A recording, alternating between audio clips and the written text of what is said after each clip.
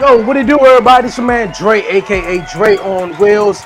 Y'all already know what it is. Welcome back, everyone, to the 11:30 podcast, Talk Pro Wrestling. What's good, everybody doing out there? Good morning, good night, good afternoon to all my listeners all across the world, wherever you may be at. Appreciate everyone joining me. If you're watching on YouTube, make sure you hit that subscribe button if you haven't done so already. Like, leave a comment, do all that great stuff, and don't forget to follow the 11:30 podcast on all social media platforms. But you guys, man, yo, it's time to talk some pro wrestling, man. I'm back at it here on the podcast this week. I got the crew, the guys in the building, man. Yo, I got my guy Blackhart, host of Off the Top Roads podcast, in the building. And also got my guy Juan Marlowe, host of Buzzing with Marlowe, and my guy Cyb3rYeti. Yo, he's back here on the podcast, man. Yo, it's time. Hey, correction, Mr. Money in the Bank. Mr. Okay, there we go. There we go. All right. My bad. We gotta get the briefcase. We gotta get one out there for him. Mr. Money in the Bank. He's only holding on to it till what, Sunday? Sunday. Yeah, and then that's pretty much it for him. Yeah, cashing it in. Pick wisely. And then speaking of picks, like I gotta see you guys to update the match card by Friday. So yeah. Okay, all right, man. What's going on with you guys, man? What's going on, man? Everybody. What up? It's going pretty good, Mister Vinnie Mac of the podcast world over there. Yep. And I just watched the Irish Whip. Yeah, for those people that did not know, I was on the Irish Whip podcast in the studio with them yesterday. So that boy had tape on. It looked like you're about to throw some hands. Shouted out on that bitch, including this podcast right here. I shout out you guys as well. Make sure that y'all go check that out. Go appreciate that. Like that. And we may be doing a fundraiser coming soon. So it's gonna be an OTTR Irish Whip podcast, a little collaboration. And the proceeds from that fundraiser will go towards a charity fund. Okay. So we want to talk about that in a little while, in a few more weeks, after we get some details and how we're gonna try to get all this stuff down. But, hey, that's what's screw up. you, JP, and screw you, JP and Joe. You both ain't shit, bitch. Yes. Now, thank you. Even though they're my boys, what, you still ain't shit. Hey, man, that's what's up, man. That's what's up. Blackhart doing big things, man. We all doing big things. We got a couple of topics that we want to get into this week here on the podcast, man. Commission Talks. First topic, man. Dark Side of the Ring. I know everybody was a big fan. I don't know, like me, I was a big fan of it. But this coming season, or I think the next one, I believe, is canceled. And I want to go around and ask you guys' thoughts on it. And a lot of people say the plane ride from hell is the reason that everything, I guess, went straight to hell with it. Here's 2 other episodes. It's 2 other episodes. Yeah. Well, also, too, Vice has already been seen on social media flat out saying that they have no intention of canceling it. That they are going to actually continue Dark Side of the Ring. As soon as that announcement first came out that they were going to cancel it, hours later, Vice came out and said, prior to what you've heard, we fully intend to do another season. So I don't know if maybe they're going to do one more season and be done, or if they're going to continue doing it. But as far as I'm seeing, Vice has already said they're going to do it. I mean, but then again, they just won't get their names. Nah, but here's the thing with the Vice thing, right? Even if you did continue the Dark Side of the Ring for another season, or God knows how many seasons, how many more dark stories that can you tell? Yeah, and also, to be told. And the people that was actually around in the story. There's plenty of them, though. Yeah, I was about to say, there's quite a few out there. Yeah, there's quite a few out there. The question is, want to be involved in that, after the plane ride from hell, it ruined Tommy Dreamer, it ruined well, it necessarily didn't ruin him, but you don't see him working at the moment right now. You just got to find all the who wants to be bitter that week, and who wants to just bury that opponent. Basically, that's how wrestling is, bro. I blame the fans. It really is. I mean, the yes. most toxic motherfuckers in the fucking planet, especially the shit that I've been seeing. How say it again, bro. Say it again. How 9 of AEW's divas can't equal, or that's equal, or is the equivalent of a Bianca Belair. And I said, what? Yeah, I saw that too. Say that again. Just for one Bianca Belair to go over to AEW, the whole world was Who shit. said that? Nah, it was Where just was that one's put out. Nah, it was just some tweet shit that I caught on earlier too, and I was just like, y'all people got no. Bro, it's everybody. Blackhart, everybody against us. That's how it is. Basically there was a tweet that was out early on today that basically someone has said like Tay Conti and 8 other divas from AEW is like I the did see that. equivalent of one Bianca Belair in WWE. So I'm sorry, basically, Tay all Conti shouldn't matters even be a though combination. is it's like if you more not on these bitches, it's shit that over here, you have a Bianca Belair over here. But then I was like, Tony Khan cannot even book Bianca the right way, as we see what WWE has done, and you see what the hell Tony Khan has doing with his women division. Suspect. Yeah. They need to just get rid of Yeah. it. They need to just get rid of it. That's just crazy. Go in and focus on something else. Like the biggest thing, like we've been saying it numerous times, Tony, focus on your promotion. Focus on getting your product back together. You're worried about buying all these wrestling companies and getting all this mutual thing. The only thing that Forbidden Door is doing is giving New Japan exposure in a U.S. audience. That's really all it big really is. exposure. Male demographic though, because how many other women can actually say that they actually? But here's the watch question: Japan Pro do you think Wrestling? Warner Bros. Is going to really even give a damn about that? Yes, they do.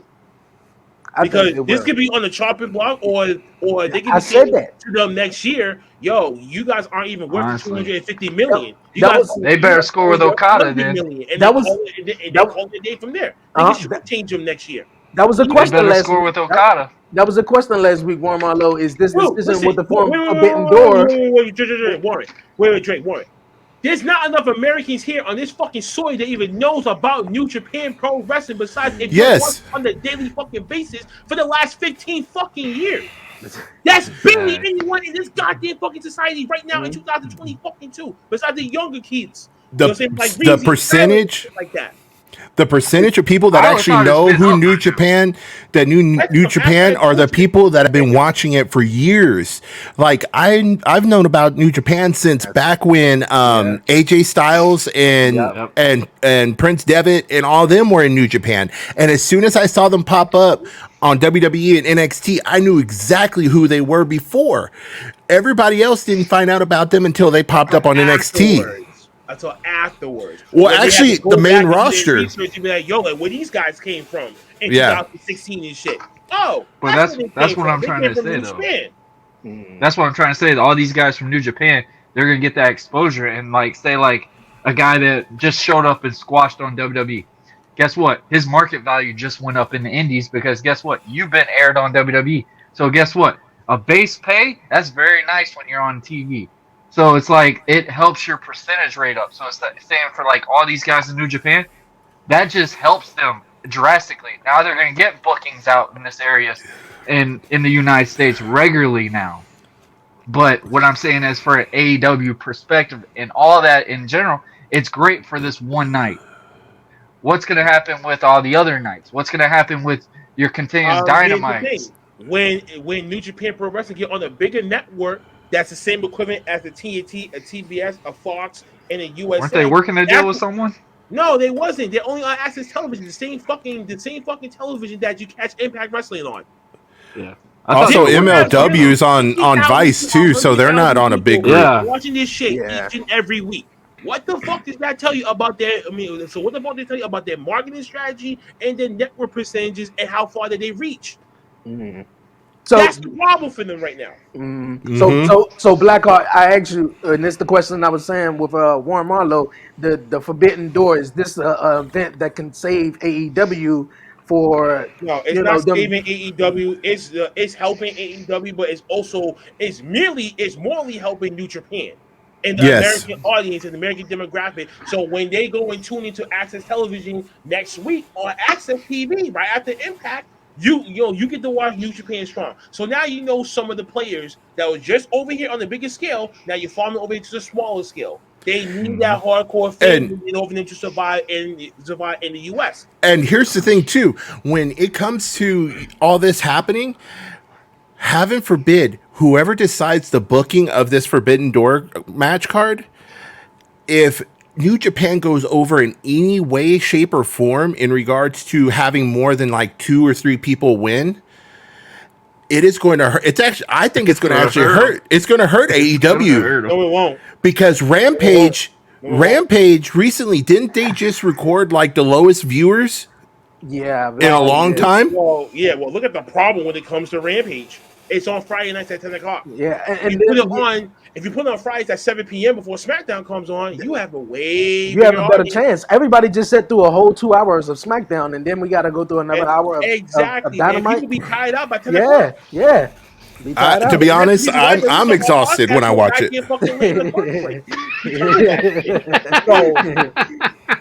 Nah, Tony Khan, pay attention, man. Just move this whole shit. Just just move Rampage to Rampage to Fridays at 7 p.m. I'm cool with that. Because you want to know why? We get to go on at 10:15 every single Friday, and we can be done a lot earlier than expected to be. I can tell you this: most of us are looking like this by the time we're done. We like, give me 2 of these. Give me 2 of something. two night quotes, and I'm done for the count. He said 2 night quotes. Oh my god! But the people that offer Cyber thing, how it hurt more of AEW than New Japan. It helps both of them out. So really doesn't give a shit about who wins and who loses. They just want to see how this person looks, who's going to be actually on the card, if there be some big names that actually have a proper story and the reason why you have booked this match in the first place. But more importantly, Tony and the head of New Japan needs to come together and be okay. Here's how we're gonna book these matches and shit like that. Whatever, boom, boom, boom. We need 5 people from each side to win a respectable match. That's it. You can get over both ways. No one had to be no fucking decisive with them, man. Like, I wish they did.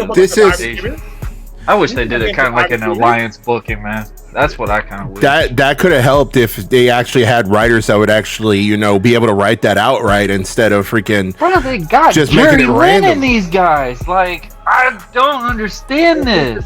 And I understand they have Jerry Lynn, but I mean, come on, that's only you got one numerous person. Names over there. No, I'm not saying that. Dean Malenko and yeah, like, you know what I'm saying? Like, you got great wrestling minds, but these wrestling minds, I'm not going to sit down and write a promo for you. You're doing this shit on your own. Yeah. I mean, I get that part, but I'm just saying, like, these match quality things, how to plan them out. I'm thinking, like, for one, if you had somebody to carry matches, Dean Malenko would be that guy. I mean, you can't go wrong with it. I mean, technically, let's say anything about WWE. They have writers for each and every match. There's an agent for each and every fucking match, and then you have to bring it to them, and then these two got to work it out amongst themselves and how the fuck they actually coordinate everything. And cosplay it. How stupid does that fucking sound to you compared to what AEW does? It does. I ain't gonna lie. But but we know what we're getting out of that. So all right. So if I'm your promoter, right, I'm gonna be like this, right? Okay, you're gonna go up there. You got 7 minutes. Shut up. You got 7 minutes to do a promo. Here's your guidelines: A, B, C, D. If you get all that shit within 7 minutes, you're good. You're done. Bye. That's all that AEW does. Compared to WWE, I gotta walk up to you to give you a handmade script. I'm basically talking for you, and all that you're doing is just memorizing the fucking words. That don't work. That's not believable. It happens in the indies too. I mean, you're doing whatever the promoter wants you to do. Exactly. I give what both of you guys saying. It's more likely in WWE that they're gonna hand you a piece of paper and tell you, "Hey, you got to do this," you have to say versus like this. versus how it is in the indies or such another promotion. Yeah. But I will say this though: some of the promos that they do have should be better written out than what they're explaining on their top of their head, because some of it just looks all over the place. It's not even like in one direction to even get that match what it needs to be. It's like it's just all over the place. Wait. You're doing this in AEW, meanwhile the company that's been around for nearly 60 No, I'm not just saying. I'm saying like promo wise as a whole. Years that be giving you a scripted fucking promo since the 90s. I mean, that we know what is coming out of. We know where that's coming. But what I'm saying is to put over a match. It's coming from writers that come straight from college, right into this field, and that's all the fuck that they know. You can't do that unless they are vivid wrestling fans that they know that, okay, this is how a wrestler is supposed to speak. Not just doing it in the grammar and television content. I'm not even necessarily saying just wrestling fans. I mean, it's kind of obvious how to write a story to invest something, to entertain something. Into wrestling and thinking that is just going to be fine. It's not going to work that way. It's not. I You can need figure it wrestling out. people. You need wrestling minds around you the same way that Tony Khan, and I said this for fucking weeks right now. Tony Khan needs mad wrestling minds around him and over him to run AEW the right way and Ring of Honor the right way. Otherwise, one of them is going to shut down before the other one does. Cyber, how you feel about this? That's all bullshit, man. You know that, man, because you were a wrestler. You're on mute right now. Cyber. I was wondering what was going on because I was on mute. He was on mute. Okay, so here's my thing, Blackheart. I've told you this like recently and a couple weeks ago. William Regal needs to stop being on camera. He has probably one of the best minds that I have seen, and he has helped with the Black and Gold brand NXT for so long in regards to stories where we actually thought that some of these guys that were going to leave NXT to go to the main roster, we thought they were going to be successful. But what happens when someone who doesn't know how to do writing the right way comes in?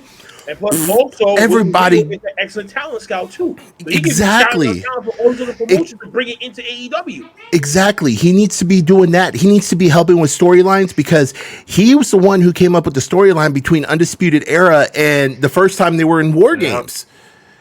That was like that was like a big thing for him. And look how that turned out. So Warren, this is a chess move, baby. You can't be playing checkers in this wrestling. Here's the thing. I've been thinking this to myself for a while, but I haven't said it out loud, but I'm gonna just finally say it. Tony Khan needs to quit being a fan and he needs to be a owner. That's what I'm trying to say. He needs to be an owner, not a fan. And that's what he's doing right now. Like, I understand he gets excited. He gets, worked up about, getting big acquisitions. Work with what you've got now. You're starting to get ready to run into the problem that WWE has, which is too much talent, not enough TV time. Well, no, that's what AEW's situation is. WWE is they got the TV time, they just much rather fill it with bullshit. Yeah. TV is ramen noodles every night, but never the lean cuisine shits. Exactly. You guys stop giving me the Roman noodles. I graduated from college already. I don't need the Roman noodles no more. Hey man, hot pockets too. Gotta get bagel bites eventually. And you guys got all. You guys got all good points, man. All good points. Yeah, that's to the next topic, you guys. I want to hear you guys' opinion, man. For real, Ember Moon was on a recently interview, and she spoke about her, the sex appeal and her being not booked right in WWE. Man, who want to go first? I'll go dressed as an elf. Get it, Blackheart. Yeah, I know. I'll go first. We've been saying this shit for weeks now. How NXT was turning into the Love and Hip Hop of wrestling, and I'm right on the money with this. Yes. Mm-hmm. And why you think with this whole massive release new flavor the latest releases that just happened a few days ago, all transpired the way that the fuck they did, including Dakota Kai. Crying out fucking loud. Basically, there was a meeting behind the scenes, like a little while ago when Athena was there, not Ember Moon. And Vince McMahon wanted them to dress up and be a little bit more sexier on television, show some skin, show some ass, same way that Mandy Rose does. And she said in the interview, not everyone can be a Mandy Rose. You're damn right, no one can. Not everyone can duplicate a Mandy Rose. It's like everyone can't duplicate a Lita or a Trish Stratus or a Stacey Keebler, a Tori Wilson, whatever, right? So I understand where the frustration comes from for her because she doesn't want to do that per se. And you're bringing her in to be this type of wrestler gimmick type of character, and if she feels like this don't make her feel comfortable, why are you forcing them to? And then what happened the other day when the Supreme Court just overruled the whole abortion law and shit? Let these women make their own fucking choices. WWE and NXT. You really want to try to turn your shit into what is going to grab these mid-teenagers and college people and shit like that that's already having, what I'm saying? I have attitude. But WWE been doing this for a long time. We all know that. But in this generation, if you're so high up in the stock market and the IPO scene and everything else, you shouldn't have to revert back to 1998. Yeah, You you should really shouldn't do though. this goal right now. You really shouldn't though. But we But all because know. of certain people not watching wrestling right now, this is going back to 1998 with this. Let's show some bra. Let's show some panties. Let's just see some chick that got like a fat ass and shit, but no black woman though. Okay. Okay, go ahead, Cyber. Go ahead, because I want to say. Wait. Because listen, right? Nakia Lyons, perfect prime example. Thick, snow bunny, white woman, right? If I would have seen any other black woman that had the same features as her, not getting the push, something's wrong with that picture. Quote me. And yeah, I can be racial about this shit too if I want to, but I'm not going to today. But I mean, like, come on, like, I mean, all right. I mean, look at Naomi thick though, but I mean, she ain't. She's Who's she married to? Case in point. Okay. Next. okay. He's not letting her on camera like that. We've clearly seen some of those storylines that he shot down. But but is it the fact that it's just that she don't want to dress sexy, or is it the fact that she just not relating to the fans? Okay, so this is where I'm going to step in on this one. One, yes, she used to do it because photos started popping up on Twitter in regards to her dressing that way. Booker T's wrestling camp. Yeah, Booker T's wrestling camp. Yes, exactly. Pictures of her started popping up like that. And second, what I don't understand Vince is trying to do here is he's trying to keep it PG for the sake of his corporate sponsors and everything else. But yet he's trying to pull a tactic out from back in 98. In 98, back when all that stuff was going on, that was not PG. That wasn't even freaking TV-14. That was TV-14. No, it wasn't. NC-17 more likely. NC-17. Tell me I'm lying. Certain episodes as TV-14 they knew in advance. But like this is gonna be some nudity shit like that that's gonna happen. Other time, and we just regular PG. But also too though, if you go back to those times, WWE was the way that they had Raw split up. Like if we watch Raw now, like at around 8 o'clock or 9 o'clock y'all's time, you see that little ending show icon on the bottom, and then it rolls into the last hour. Well, WWE has been doing that forever, and back then it went from TV PG to TV 14. When they did that transition, and that's the reason why they were having all these girl-themed fights where it was the bra and panties matches and everything else. Was the adult hour, so they could get 9 o'clock to 10. To 11. Yeah, back in the day. Yeah. Well, the rumor is they're about to go back 2 hours. Really? That's what the rumor is. That's been a rumor for a long time, though. I watch Raw off of Hulu anyway, so I don't do the 3-hour thing. I watch I do too. The Hulu is actually okay. Within like a half an hour, 45 minutes. I can't watch it for 3 hours. Yeah. I know 3 hours. I can't really watch any show. I really would watch a movie that's 3 hours. Like, come on. Come on. No, listen. Hey man, if it's good, I watch it. Except it's Marvel and Avengers Endgame. No, that was the only movie I could ever say I watched and was still ready to watch again. And see, the thing about me with Raw, I don't watch it straight up live. Like I come in maybe like 8:45. I gotta wait till the next day. And then I can fast forward through all the commercials. It goes on the wrestling websites, and then I can easily just skim through it. Yeah.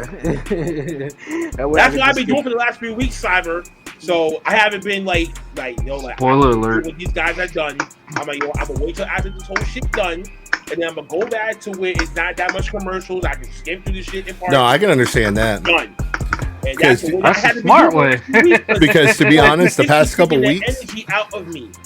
The past couple weeks, what I've been doing is I've been watching like the first hour and a half, and then I'm like, that's it, I'm done. And then I just go back and I just replay it, and I go back and I watch all the important stuff after that. That's it. I mean, Raw, go down to 2 hours for us, please. But then again, Vince McMahon just needs to die first, and all that's he does. Oh man. Okay. All right. Another topic, you guys, man, that been going around. I want to hear you guys' opinion also on it. Kurt Angle says Chris Jericho has now surpassed HBK. You know, obviously, Yes. in my opinion, I feel like He go mad about that quote. Chris Jericho has been one of the most innovative guys in like the last I don't know how many years, man, from leaving WWE from going to Oh my lord. Chris Jericho to being in New Japan Pro Wrestling and just to keep reinventing himself though. But Blackheart, do you feel like Jericho has surpassed HBK? Absolutely. Sorry. Yep.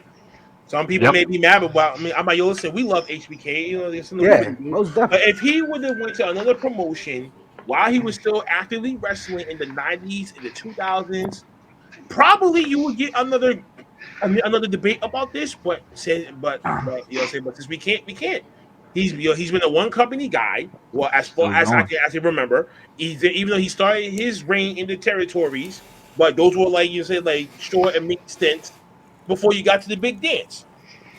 Unlike Chris Jericho, he went everywhere from the territories to overseas and then came back to where WCW, ECW, then WWE, and then he leaves again, go back to New Japan, reinvents himself, comes back to the States. He's more over as a heel because as the Painmaker and shit. And then now he's in AEW right now. Come on now. Like, if Shawn Michaels would have done the shit, if Shawn Michaels would have done the shit the way that he did, come on. He would have still been in the a Ric conversation. Flair talk. But Jericho is a once in a lifetime. Yep. It's what we call that hybrid athlete. Yes. Yeah. Yes. And I will give him credit too. I don't know if you noticed, like probably about 6 months, 10 months into him being, them starting to do AEW shows and everything, you notice he put on quite a bit of weight. Yeah. He put on quite a bit of weight. Well, right when he dropped it so quick, I was like, whoa. But I feel like though Jericho and HBK, I feel like they're great all in their own rights. Yep. HBK was a company man through and through. That you cannot deny that. He is still there.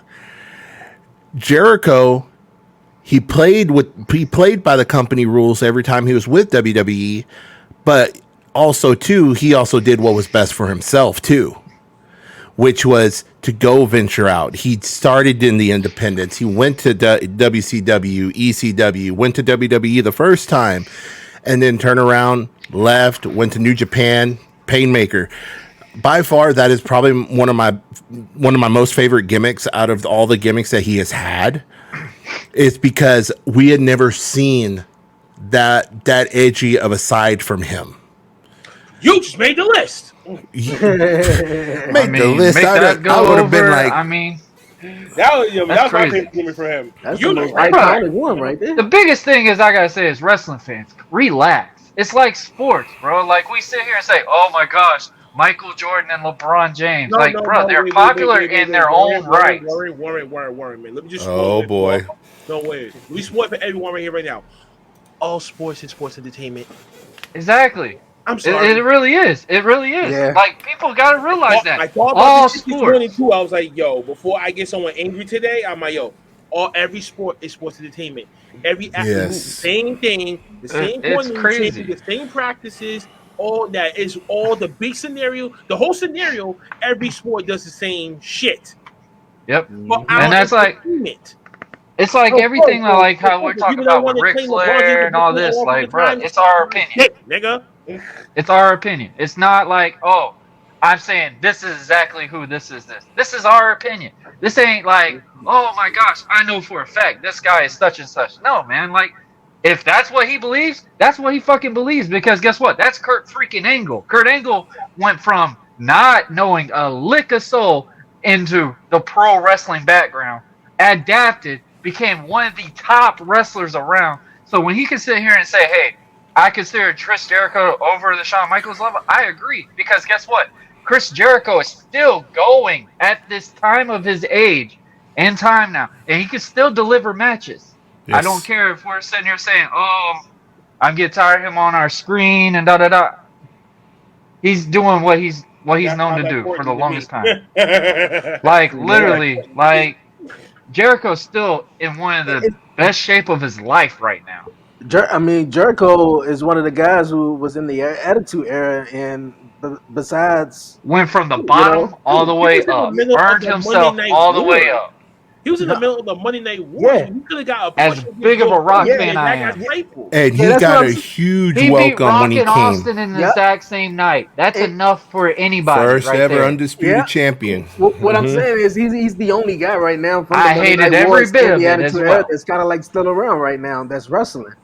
That's still doing his thing. And And listen, so, and then when he's done with that, and when he's done with say going on tours with Fozzy, he's gonna get back to the wrestling community and maybe And honestly, they and become a which I backstage producer and shit. and Because which that's the is, majority of all Michaels' these wrestlers. promos were trash. Listen, That's that's just the my majority of all Yes. these wrestlers do by Yes, they were. Jericho could They deliver transmit fucking in the back, promos.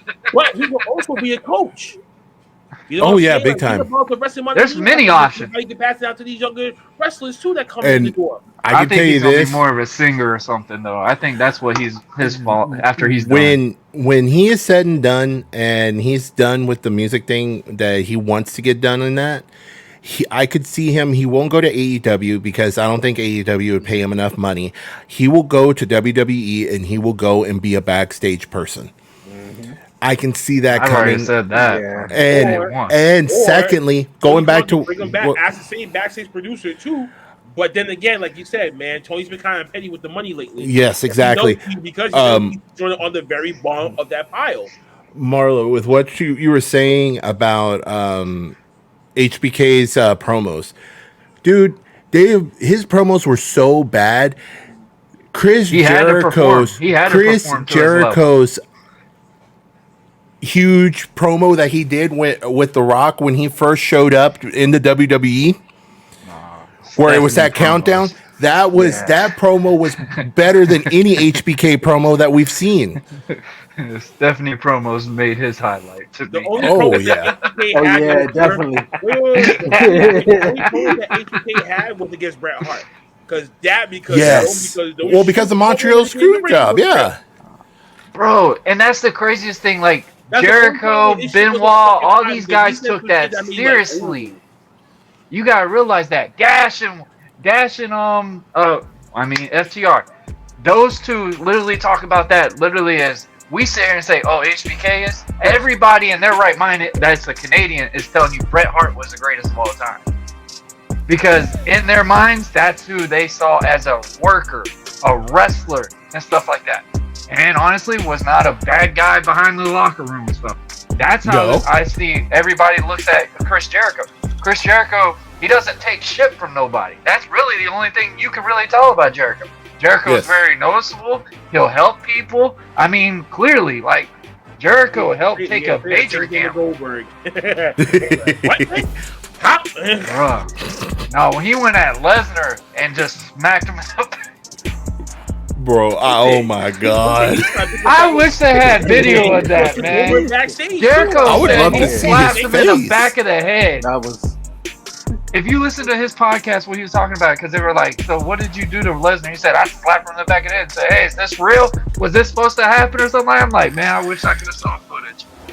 Something probably happened. Regards to Orton match. React that way to say that to the Brock. I mean, bro, because this happened when Brock first came in and shit. Brock, you always wanted to fight somebody at first. Wait. You know what? I think I know which one that you're talking about. He said that because it's the one with Orton. Yeah, the one with Orton and now at SummerSlam when he was bleeding. Yeah, we busted him up in the head. Oh yeah, that's right. I was so excited for that match too, bro. I really wanted to see that. Like, yo, what the fuck? Like this. Bro, slapped him in the back of the head and said, "Is this planned? In front of Vince.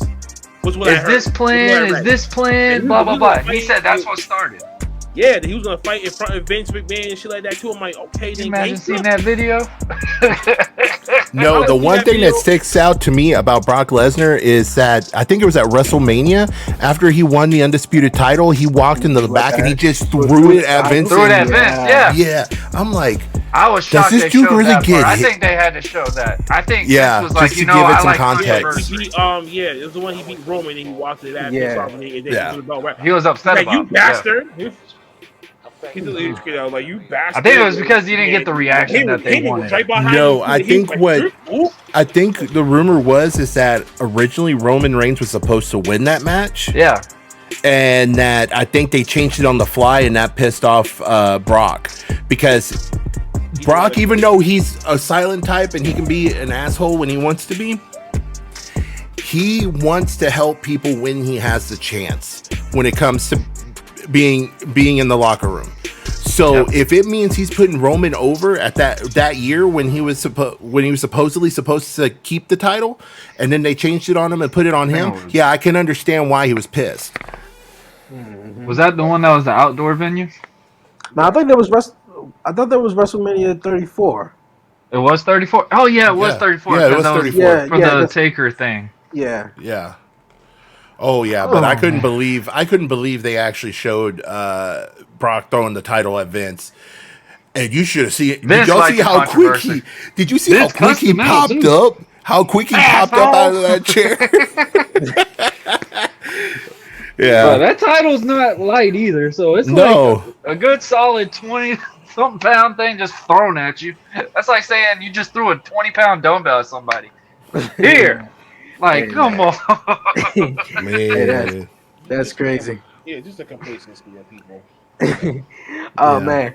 Speaking of titles, man, the SmackDown and Raw tag team titles were supposed to be unified, but they seem to have some lazy booking going on. For this coming Sunday, 6-man tag team match with the Usos teaming with the Tribal Chief Roman Reigns taking on RK Bro and Drew McIntyre. I thought immediately they would make this match a winner takes all 6-man tag team match for all the titles, but they just made it into a 6-man tag team match. Like, I don't understand it. I don't. Okay, so obviously Roman Reigns is injured and they want to put him, with his cousins and stuff. So why would you have the motherfucking match if he's injured? That's exactly what I was about to say. Why have the match if he's injured? He's not going to be in it much. He's not going to be in it much during the match. And he could have came in, done the disqualification shit, and then the shit could have prolonged to Money in the Bank. Because look, this is what's going to want. They need Roman, so they want him to at least. Pay-per-view? Huh? Just to sell out a pay-per-view? Yeah. That's what it's going to come down to. You're the champ unless you're going to drop the title. I don't think they needed Roman Reigns here. They had both of the. Which means, right? Charlotte, Ronda, the Usos, Randy Orton, RK Bro. I think the main focus is going to be the Divas match. The women's match. People that I can say that can be able to build that draw. If you would have kept the titles on the line, people will fasten in this. Yes. And say, like, Roman, we'll give you a pass this month. That just tells you the Bloodline going to lose this match. That's what it's going to tell you. And what did I say on one of the weekly recaps, Blackheart? I said they're not going to unify the tag team titles because I think what's going on is that Fox and USA are starting to get ticked off because talent is starting to be shared across brands. They don't want that. Because then they're like, why is my champion on your show? Like Roman and shit like that. You're saying we haven't seen the Usos pop out at NXT. We haven't seen Roman pop out at NXT. We haven't seen Brock Lesnar pop out at NXT. We haven't seen Drew McIntyre. It's not even about NXT right now. No, but listen, wait, besides, just like how you were just saying about like the whole sharing, superstars, right? Same thing goes for NXT too.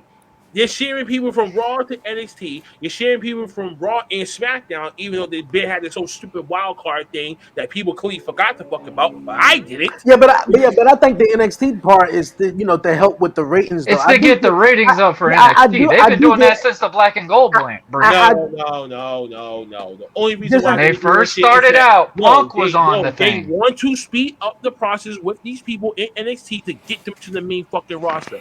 As they already have reported, they're giving these NXT people 6 months to improve, or otherwise they're gone. That's just saying right the fuck there. Why the fuck did you see Natalia coming down there? AJ Styles coming down there. The Viking Raiders. They have no excuse. That's what that means. You have no excuse. You really need a pro to come the fuck down there to really get you a fuck over on television. So when you're ready, you will be all set whenever that you go out to either Raw or SmackDown. Okay, well then let's let's take a look at what we were talking about last week and looking at what we're talking about now. Last week, we were talking about how NXT was being comparable to like the G League or a minor league or something like that. In the eyes of USA and Fox, that's probably the exact same way that they're looking at it too. NXT is a lesser brand. So they're like, we don't care if our people show up on that on USA because it's not a big show. It's not Raw. It's not SmackDown. But what I'm saying, when it comes to their titles, they're starting to get ticked off. Serious. So with them unifying the tag titles, no, why don't I have a champion on Raw? Or no, why is my champion being shared with Raw? Same thing with the world titles. That's why I'm saying that the titles are going to get split. I think they're going to use this injury thing as an opportunity for that to happen. It's not going to happen like next week, but it's going to happen in a couple of weeks. Like I said, the ideal way would be him cut a promo, say, you know what, I don't need this garbage, and drops the World Heavyweight title, and it goes back to Raw, and he's holding on to the Universal title, and he's still showing up on SmackDown, and then they can have a tournament which can draw people in, especially if you have Cody Rhodes in it. All right, so let me just say this real quick. I don't want to take too much time out of this. Cody's eventually going to win the title. He's not going to win it in like no tournament. He has to win it. He has to win it by some screwy finish by Roman, whatever. Then he just move on from that. It's going to be booked like how Rock won his first title. Listen, this is going to be total short-term booking bullshit too, where it's like, let's just get the storyline out the way and get it, you know what I'm saying, and they can move on. Now, what they should be doing right now is opening up the United States and the Intercontinental Championships again. If you wasn't even going to do this whole title unification, why not have a big enough star that actually holds the belt and has to give it some legitimacy instead of making it look like a fucking laughingstock? We all remember the IC title used to be the workhorseman's title. That was the preparation for when you were ready, or it was a practice run from when they thought that you were ready to become a world champion to represent that company.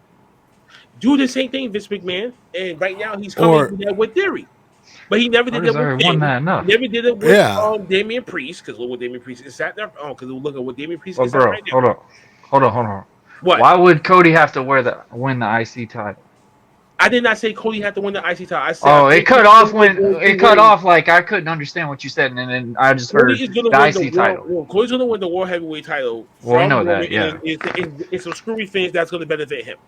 What I said was they need to build back up the IC in the United States title as they once was your mid-range card title. Make it feel like it they need to be defending on Raw and SmackDown. No, it needs every to be Raw and SmackDown. It needs to be like the second to last match because that's how important it is. That's what the fuck it needs to do. Not in the middle of a fucking card where you already have mad other title matches that because it's going to be on the same fucking card. If they're going to drop the belt, if Roman Reigns is going to drop the WWE Championship, then that leaves Cody Rhodes to win the WWE Championship in a way where he don't, gotta sort of win it in a sloppy way. So I think that'll be good. The fans behind I don't want Cody Rhodes winning the WWE Championship in a roll up or anything. Funny. I want them to win it 1, 2, 3. What do you mean by a roll up? I mean, we all roll up. The most dangerous, the most roll up, right? Yeah. I just see what his reaction. He's like, huh? Look, this is the ideal way that I would love to see it happen. It doesn't even have to be a tournament. Roman Reigns drops the title. They say all odds match. Yeah, but I don't see Roman Reigns. No, hold on. Okay, so this is the way it would need to happen. Have 2 number 1 contenders matches to go into a match at the next pay-per-view to crown a new champion. So you have 2 pools. One has Cody Rhodes in it. And the other one, has one of the like Drew or something in it. They go at it. It's Drew and Cody and the pay-per-view for the championship, or else even better, have Randy Orton in that other pool. Have him win. How satisfying would it be to Cody Rhodes to win the championship by beating Randy Orton? Orton's going to have to go heel. He could do it like that. I know that, but I think the storyline, what they're doing with him, I think Riddle's gonna turn on Orton. No, I see Randy Orton because turning you on got to Riddle, get Riddle to express himself more. Why not get Riddle to turn heel on Orton? And I see that probably around SummerSlam. Orton goes to face Roman to defend Riddle's honor or something like that, and Riddle causes Orton to lose the match or something like that. I think that's what's going to cause that. Well, because let's look at it like this: whenever Riddle has gone into a match to kind of defend Randy Orton's honor, he's pretty much always won that match. Am I correct?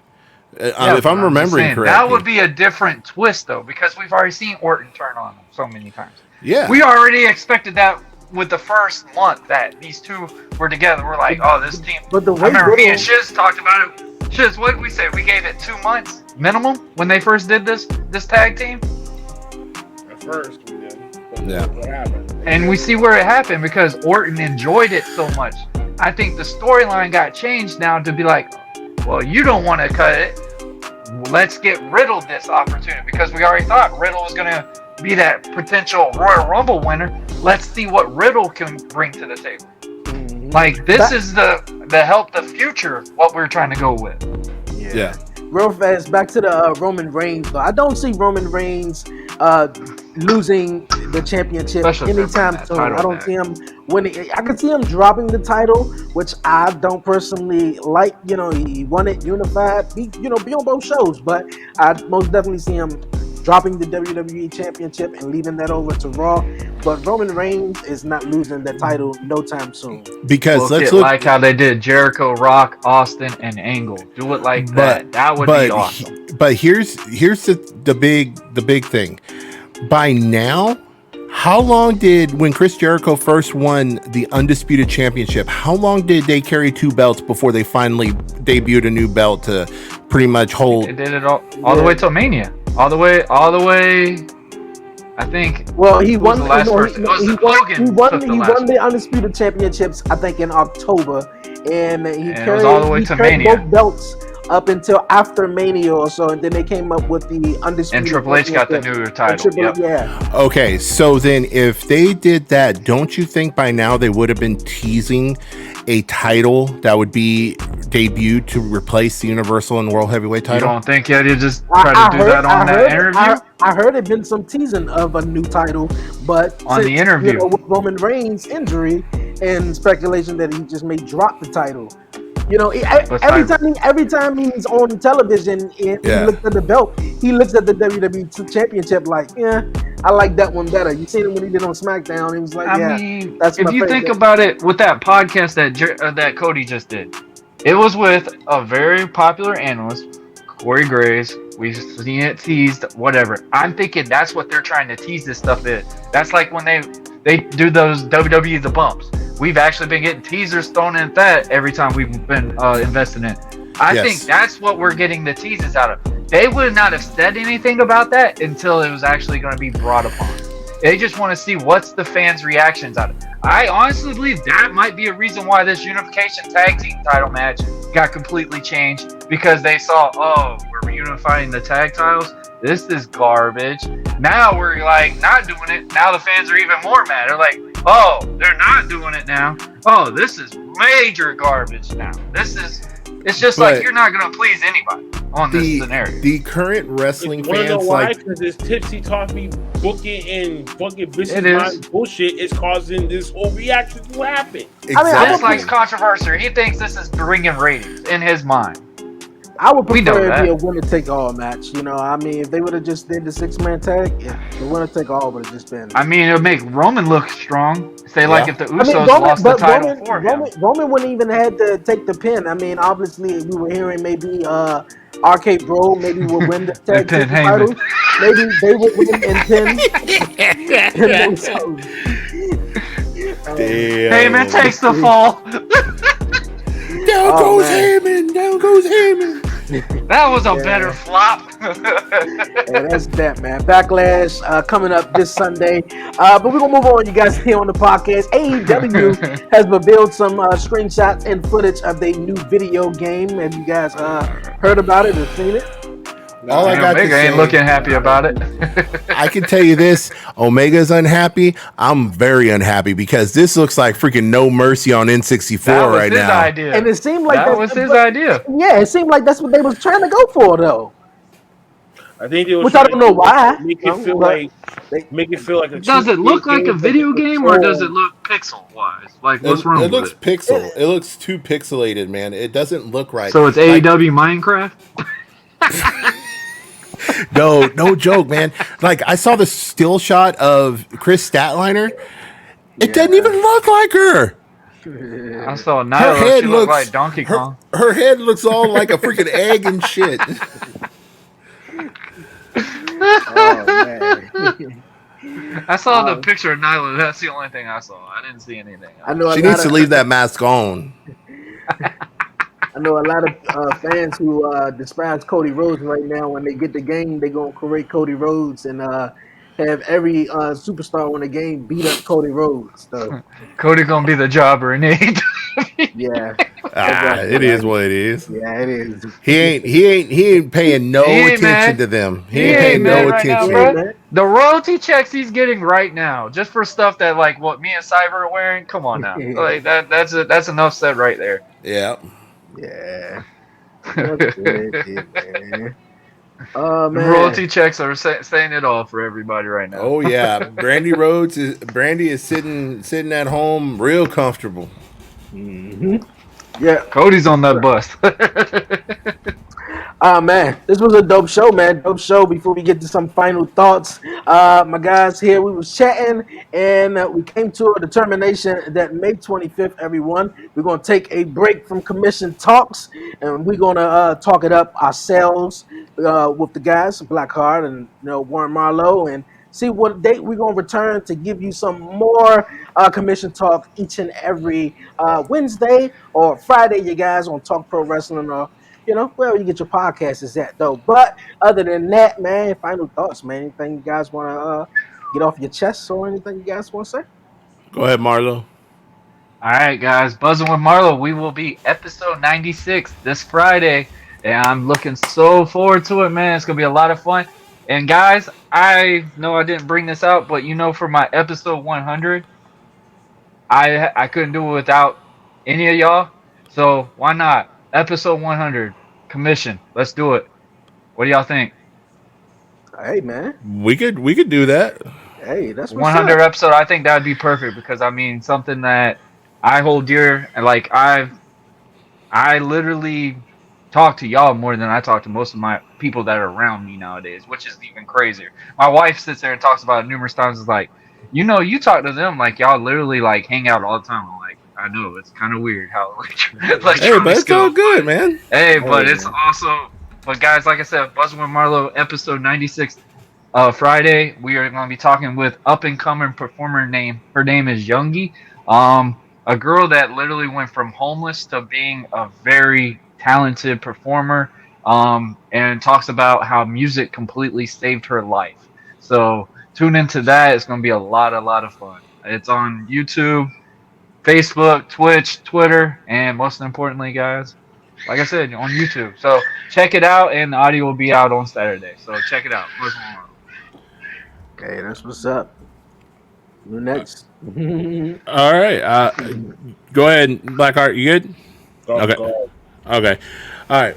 Well, first off, guys, thank you so much for allowing me to come back again. I do appreciate it. I always enjoy jumping in here with y'all. Make sure you hit that follow, like, share, subscribe, hit the notification bell. Make sure you get up to date with all of our podcasts, Off the Top Ropes, Buzzing with Marlowe, and 1130 podcast. Make sure you do that for all of us. We greatly appreciate it. Also, too, make sure you hit our GoFundMe link. Some of the boys are wanting to head up for a Black WrestleFest on Juneteenth weekend. Let's make sure we help out. Let's make sure we do what we can, and so we can go ahead and make sure that they have some fun while they do that. Also, you can hit me up on my socials at Cyb3Yeti on everything except YouTube. It's Cyb3Yeti 2016, and I would greatly appreciate that as well. So again, guys, thank you so much for having me, sharing your audience with me. I do appreciate it. Man, no problem. Anytime. Blackhart. Last but not least, sorry, I had to deal with some shit in the background. Um, half of whatever Cyber said, but just make some special announcements real quick before we get out of here. I think we all took a vote on this commission talk. It was going to be done by the end of the month, stuff like that, before we go on our break. We'll be back July 30th, so y'all can decide between that time period when the hell we actually going to try to come back for that. Secondly, as far as the GoFundMe is concerned, I'll be shutting the operation down on Mother's Day this upcoming Sunday. We thank everyone that actually did donate and stuff like that, but we did not reach our goal. We only made a fourth of what the asking goal was. It's better than nothing, but sometimes a failure, you learn from your failures, you learn from your mistakes and stuff. And I learned that today as I had to make that careful decision. But that does not mean that money's just going to sit in there. We're going to try to do something big for the podcast with that right. So we're going to do other stuff that we're going to be trying to working up here, as well as trying to copyright and trademark both the podcast name and WrestleNary. Hey, that's what's up. Definitely. Definitely. One thing. No, wait a minute. Go ahead. No, I got one more thing. And after giving some consideration, I will be, our future plan for this podcast is to evolve into a network. The OTTR network will be coming soon. Hey, that's what's up, man. There we go. What's up? Hey. One thing. El Nino, I've heard you nonstop on my social media, man. I've seen you wrestle. I see you talk your jabber all you want. You got my attention. I hear you got a show in Palaca this Saturday. I might just swing by. You say anything else about my family again, you might feel a nice little comeback return. Keep it up. I already heard you. Keep going, man, because I might just see you this Saturday. And then you're going to find out what a red, white, blue ass whooping really is. Get him. Hey, yo, ring the bell, man. Let's get it on, man. Palaca, Florida. Hey, that's Legacy Pro Wrestling. I'll see you Saturday. Oh, there you go. Okay. All right. Juan Marlowe. Hey, yo, this was a dope one, man. I appreciate you guys, man, joining me, and appreciate everyone watching and tuning in here on the 1130 podcast, Talk Pro Wrestling, with my guys, Blackhart, Juan Marlowe, and Cyb3rYeti. Make sure you go subscribe to Off the Top Ropes podcast and Buzzing with Marlowe right now, man. For real. Tune into the episodes, like, share, and subscribe. This was a dope one. Commission Talks will be back this coming Wednesday. Next Wednesday, we're going to be on what? Off the Top Ropes podcast. Off the Top Ropes podcast. So, yes, please make sure. Please make sure, man, and tune in, man, for real. And definitely tune in to your favorite wrestling game show, WrestleNary, you guys, man. Thursday, 7 p.m. Dope show, man, for real, man. This was a dope one. I love chatting it up with you guys. Before I go, you already know what time it is. Don't forget to follow the 1130 podcast on all social media platforms. Follow me on Twitter at the 1130 podcast. Like the 1130 podcast on Facebook. And if you haven't done so already, subscribe to the 1130 podcast on YouTube, man, for real. Thank you guys so much. Other than that, man, this was a dope one. Hope you guys stay safe, man. For real, stay safe. Enjoy your guys' weekend. Stay blessed. Give all the glory to God, man. Won't he do it? For myself, Dre, a.k.a. Dreonwheels, Blackhart, Juan Marlowe, Cyb3rYeti. Yo, man, we out.